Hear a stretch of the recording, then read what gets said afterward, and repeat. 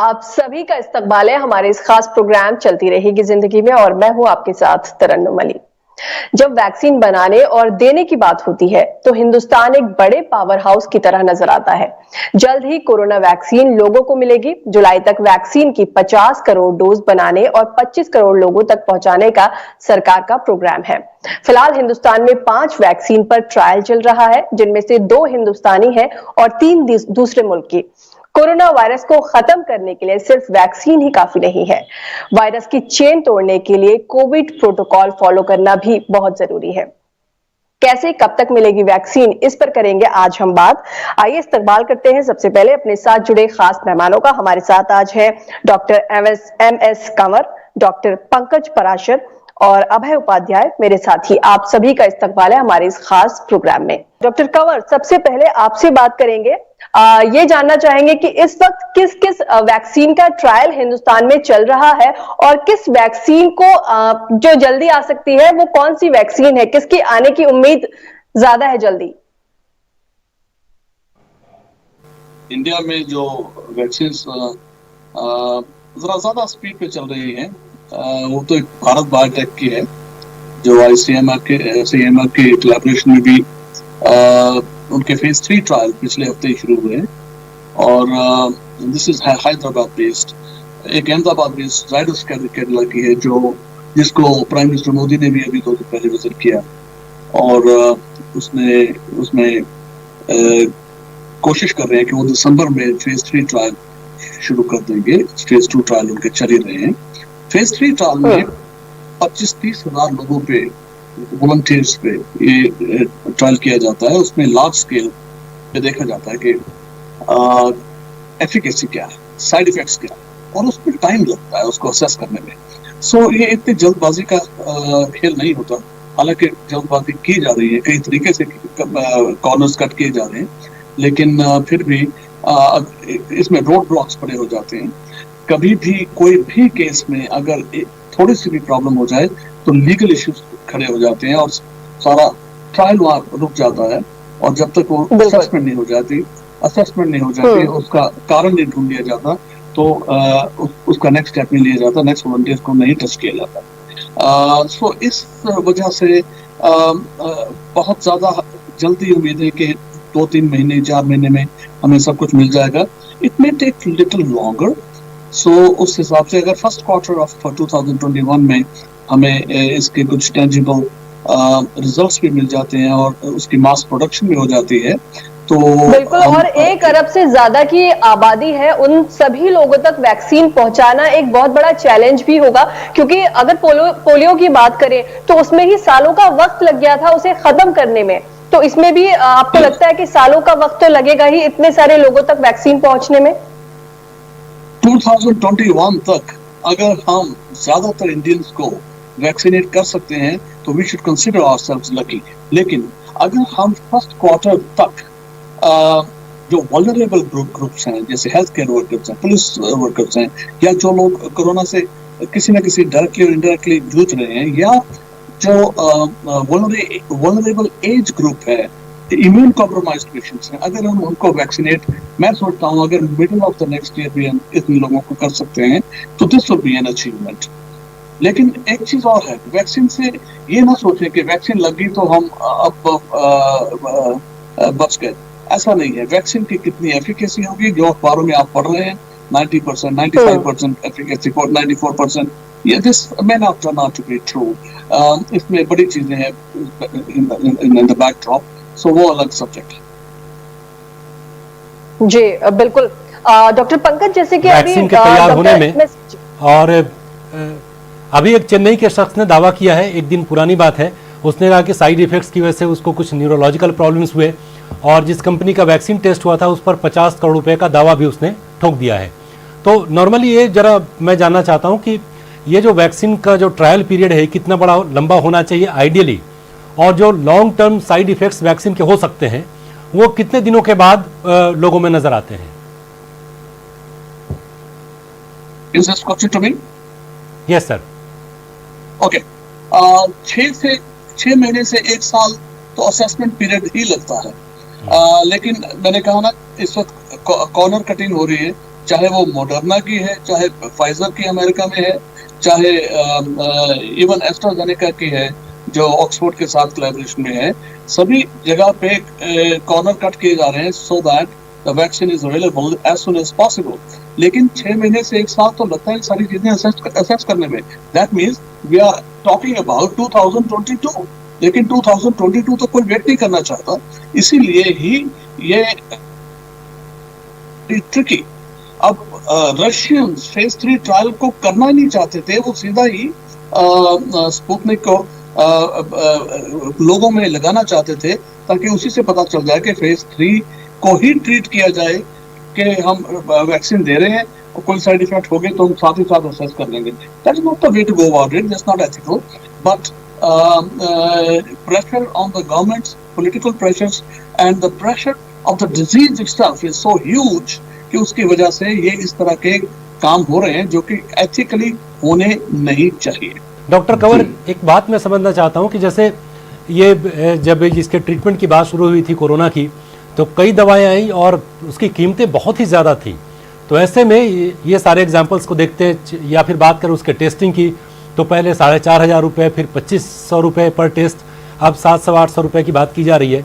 तो क्या ये मुमकिन है कि ये वैक्सीन जो इसकी आती है बाज़ार में, वो उसकी कीमत इतनी होगी कि आम आदमी तक उसकी पहुंच बन सके, या चूंकि इसके पीछे खर्च बहुत ज़्यादा है, इन्वेस्टमेंट बहुत ज़्यादा हुआ है, तो दवाओं की तरह और इसके टेस्टिंग की तरह ये भी बहुत महंगा वैक्सीन होने वाला है? मेरा नहीं ख्याल कि cost will be an issue, क्योंकि इतना बड़ा मसला है ये, हेल्थ केयर मसला दुनिया का इतना बड़ा है और पॉलिटिकल भी एक बहुत बड़ा मसला है कि इसके लिए सरकार को अगर सब्सिडी भी देनी पड़े या ओरिजिनली कॉस्ट इंडिया में कम ही रहेगी। अब आप डॉलर्स की तुलना मत करिए, इंडिया में मेरा ख्याल ये तकरीबन 1,000 रुपए के करीब की वैक्सीन होगी या 1,500 रुपए की होगी, इससे ज्यादा नहीं हो सकती। और हो सकता है सरकार उसको भी सब्सिडाइज करे, क्योंकि सरकार के हित में है कि इसको जितना ज्यादा से ज्यादा प्रोपेगेट कर सके, जितना ज्यादा से ज्यादा लोगों को लग सके, जितना हेल्थ केयर प्रेशर्स कम हो उतना ही अच्छा है। और मेरा नहीं ख्याल कि cost will ever be an issue in India. जी डॉक्टर कंवर, जैसे अभी बात हो रही है कि सबसे पहले जो वैक्सीन बनेगी वो 50 करोड़ डोज बनाई जाएंगी, तो साथ ही साथ एक अहम सवाल ये भी है कि अगर हम 50 करोड़ डोज बना रहे हैं तो उतनी ही हमें सिरिंज की जरूरत भी होगी, इंजेक्शन की जरूरत होगी। ये भी देखना होगा कि वो जो सिरिंज है वो कहीं रीयूज ना हो, कहीं उससे और ज्यादा इन्फेक्शन ना फैले, तो ये इस बात का भी ख्याल रखना बहुत जरूरी होगा कि उतनी ही सिरिंज तैयार हो। Syringe will not be an issue, उसकी प्रोडक्शन बहुत मैसिव स्केल पे होती है, that will not be an issue, ना ही कॉस्ट इशू होगा। आई थिंक उन चीजों की तरफ ध्यान ना दीजिए, ज्यादा ध्यान देने वाली चीज ये है कि जो वैक्सीन बनेगी वो कितने लोगों तक पहुंच पाएगी और उसकी ट्रांसपोर्टेशन कैसे होगी, उसकी जो रेफ्रिजरेशन कैसे होगी, स्टार्टिंग फ्रॉम द पॉइंट, फिर ट्रांसपोर्टेशन के टाइम पे, फिर जहां स्टोर होगी, जहां से लोगों को दी जाएगी, वहां कितने दिन रहेगी, वो टेम्परेचर मेंटेन हो पाएगा कि नहीं, इतने में उसकी वैक्सीन के टेम्परेचर नहीं मेंटेन हो पाया, उसकी एफिकेसी वैसे ही कम हो जाएगी। ये है ज्यादा मसले। जी, जैसे अभी कुछ देर पहले बात हो रही थी कि अगर जिन लोगों को वैक्सीन लग जाती है उन्हें ये नहीं सोचना है कि वो पूरी तरह से सेफ है, तो जिन लोगों को वैक्सीन लगेगी क्या उसके बाद वो लोग मास्क लगाएं? लोगों का ये जरूर सवाल होगा कि वो वैक्सीन लगाने के बाद मास्क लगाएंगे या नहीं लगाएंगे। देखिए, एक मैं एग्जांपल देना चाहता हूँ। जो लोग, जैसे डॉक्टर साहब ने भी बताया, जो लोग ठीक हो चुके, खासकर जिनको बड़ी हल्की फुल्की बीमारी हुई थी, हल्का फुल्का 2-3 दिन बुखार हुआ, ज्यादा एंटीबॉडीज नहीं बन सकी या एंटीबॉडीज बनी नहीं, 5 हफ्ते बाद दोबारा IgG चेक किए नहीं बनी, ऐसे लोग वल्नरेबल रहेंगे बाद में भी। हालांकि ये नहीं कि एंटीबॉडी नहीं बनी तो उनको they are as vulnerable as somebody who has never been infected, उनमें भी अनडिटेक्टेबल एंटीबॉडीज भी काम करती हैं, टी सेल लिम्फोसाइट तैयार हो जाते हैं, वो भी काम करते हैं। सो प्रोटेक्शन तो रहती है, लेकिन रिस्क ये नहीं कि रिस्क खत्म हो गया। सो अगर बीमारी होने के बाद भी दोबारा रिस्क हो सकता है कुछ महीनों के बाद, तो वैक्सीन के बाद भी तो हो सकता है। वैक्सीन कभी भी उतनी ज्यादा इफेक्टिव नहीं हो सकती जितनी कि डिजीज करके डिजीज ने एंटीबॉडी और टी लिम्फोसाइट को स्टिमुलेट करके तैयार कर दिया, उतना जो डिजीज कर देगी वैक्सीन शायद उतना कभी नहीं कर पाएगी।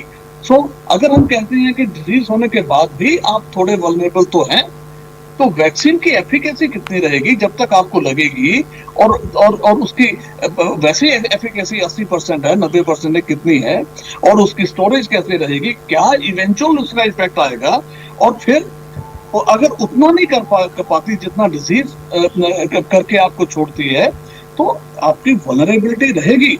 आपको मास्क, सैनिटाइजेशन, डिस्टेंस मेंटेन करने का काम हमेशा के लिए करना है, जब तक ये डिजीज हर्ड इम्यूनिटी के बाद बिल्कुल धीरे धीरे डाई डाउन नहीं हो जाती। जितने वायरल इंफेक्शंस आते हैं वो इवेंचुअली अपने आप ही they die their own death, but it takes a long time. Doctor Kanwar, ये जो अलग अलग वैक्सीन हैं, डॉक्टर कंवर, जो अलग अलग वैक्सीन की टेस्टिंग रिपोर्ट्स आ रही हैं, उसमें किसी की एफिकेसी 90% जैसा आप बता रहे हैं, किसी की 75 भी है, तो ये भी मान के चले कि ओवरऑल 90% वो सेफ लोगों में असरदार है, तो जो 10% बच जाते हैं वो कैसे पता चलेगा कि इन 10 में वैक्सीन की वजह से एंटीबॉडीज नहीं डेवलप हो पाई हैं? क्या फिर सबका टेस्ट करना होगा वैक्सीन देने के बाद? एंटीबॉडी चेक करके पता चल जाता है, एंटीबॉडी चेक करके पता चल जाता है कि इसमें कुछ एंटीबॉडीज बने कि नहीं बने। लेकिन 90% is a very optimistic figure. Let me tell you, eventually in practice, in real life, वो कितना efficacy होगी, only time will tell. It is too early to speculate on that. इसीलिए मैं ये समझना चाह रहा हूँ डॉक्टर कंवर आपसे कि मान लीजिए कि 75% लोगों में ये असरदार है, तो वो जो 25% हैं जिनमें काम नहीं कर रहा है, ये जिनमें एंटीबॉडीज नहीं बनी है, उनकी पहचान कैसे होगी? या तो फिर जिन 100 लोगों को वैक्सीन दी गई है उन सब में एंटीबॉडी टेस्ट किया जाए? देखिए, एंटीबॉडी टेस्ट एक्चुअली में होना चाहिए ये देखने के लिए, क्योंकि ये नोवल डिजीज है, नोवल वैक्सीन है। देखिए, आप हिस्ट्री देखिए कोरोना वायरसेस की।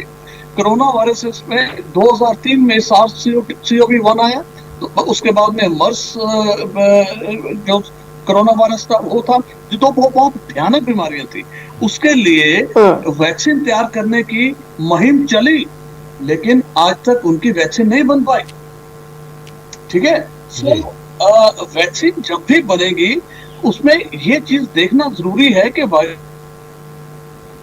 इन रियल लाइफ कितनी है, और डिफरेंट स्ट्रेटेजिक ग्रुप्स में कैसी है, ओल्ड एज में कैसी है, जिनको दूसरी बीमारियां लगी हुई हैं, कोमॉर्बिडिटीज है, उनमें वैक्सीन की एफिकेसी कैसी है।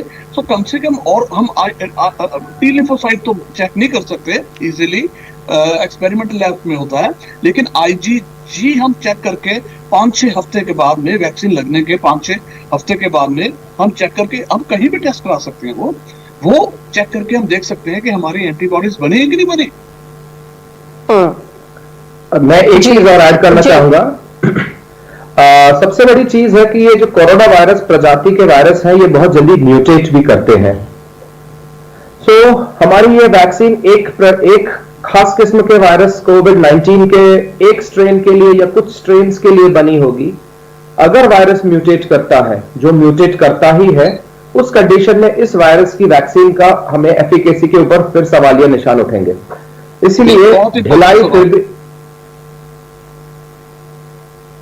What I'm saying is, it's a very important question you have raised, कि ये थोड़ी बहुत म्यूटेशन चलती रहती है। मैं यहाँ तक भी कहता हूँ कि जो हमारे पेशेंट्स आ रहे हैं हमारे पास, तो 10 महीने पहले आ रहे थे, 8 महीने पहले आ रहे थे, उनमें और अब में सिम्टम्स में भी फर्क है। सो जब सिम्टम्स में फर्क आता है, थोड़ा फर्क आता है, तो हमारे दिमाग में ये चीजें आती हैं, is the virus mutating, is there a genetic change happening in the virus, कि ये सिम्टम पहले आता था, अब क्यों नहीं दिख रहा, अब दूसरी तरह का सिम्टम क्यों दिख रहा, अब डायरिया से पेशेंट क्यों आ रही है, सो समथिंग इज हैपनिंग। सो ये चीजें हम जितना भी पेस कीप अप कर ले, इवेंचुअली अगर virus is always a step ahead of you, तो वो कहीं ना कहीं आपको मात दे देगा। आप जो भी वैक्सीन बनाएंगे, उसके बाद उसने जो चीजें कर दी, वो आप उसमें एनवेलपमेंट सारे में उसको प्रोडक्शन में कवर नहीं कर पाएंगे। सो कुछ ना कुछ लैकुने, कुछ ना कुछ डेफिशिएंसीज हमेशा रह जाएंगी। मैं तभी कहता हूँ, जो बार बार कह रहा हूँ, कि जो चीज पेपर पे आपको दिखाई जा रही है 90%, 95%, don't trust that, because eventually that may not be true. It may fall anywhere around 60, 70%, 65, 75%, something like that, 80% if you are lucky. लेकिन ये वायरस जो है, it is too smart, too clever, and too fast, and it can manipulate, and it can change its envelope, mutate in some form. छोटी-छोटी mutations करके वो इसको changes ऐसे कर सकता है जिससे कि उसकी एफिकेसी में फर्क आ जाएगा.